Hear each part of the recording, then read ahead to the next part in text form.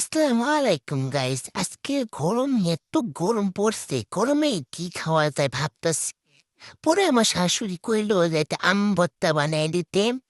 পরে ছিল 2টা আম, পরে আম ছুঁড়ে নিতেছি ভালো করে। এটা মনে করুন একবার সিম্পল, একবারে সিম্পলের রেসিপি। সেটা অনেকে ভালো করে বানাইলে মজা লাগে, অনেকে ঝাল বেশি দামের একবারে মানে মুরব্বীরা যেমন খায় না, এটা তার জন্য রেসিপি। যারা মুরব্বিকে রেসিপি খাওয়াইতেছেন এটা তার জন্যেই। প্রথমে ভালো করে এটাকে ছুলে নিলাম। ছুলে একবারে সালা ভালা করে নেবেন, বুঝছেন নি? যত রাগ আসছে সালা ভালা করে নেবেন। শুলতে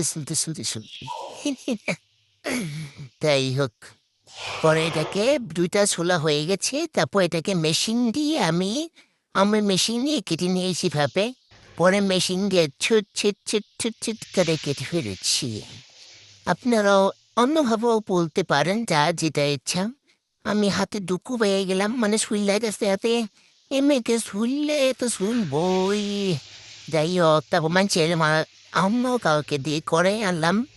তারপর আমরা একটা পাত্রে তুলিয়ে আনলাম, মানে সরি তুলিয়ে নিলাম। তারপর এটাকে ধুয়ে ফেলতে হবে, কারণ অনেক জীবাণু থাকতে পারে। যেমন জীবাণু থেকে আমাদের রোগ হতে পারে। তাই এখানে আমরা ভালো করে ধুয়ে নিলাম। ভালো করে ধুয়ে নিয়েছি। এখন এখানে আমি চিনি মিলিয়ে দিব। চিনি মিশাবেন যে যতটুক মিষ্টি খাই, আমি এত ঝাল খেতে পারি না, এই জন্য চিনি বেশি দিয়েছি। চিনি দেওয়া শেষ। এখন দিবেন বিট লবণ। যাদের বাসায় বিট লবণ আছেন তারা দিবেন। বিট লবণটা দিলে অনেক মজা লাগে, অনেক মজা লাগে, অনেক অনেক অনেক মজা লাগে।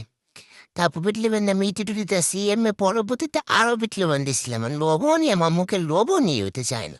তারপর এখানে দিবেন হচ্ছে মরিচ আছে না, মরিচের ফাঁকি।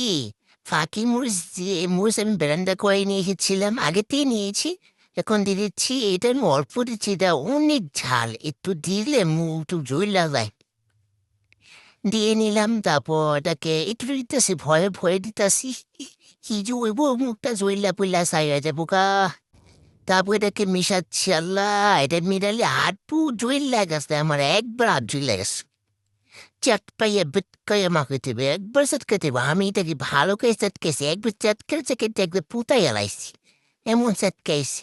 ভালো করে চটকে নেবেন, মিশিয়ে নেবেন মশলা।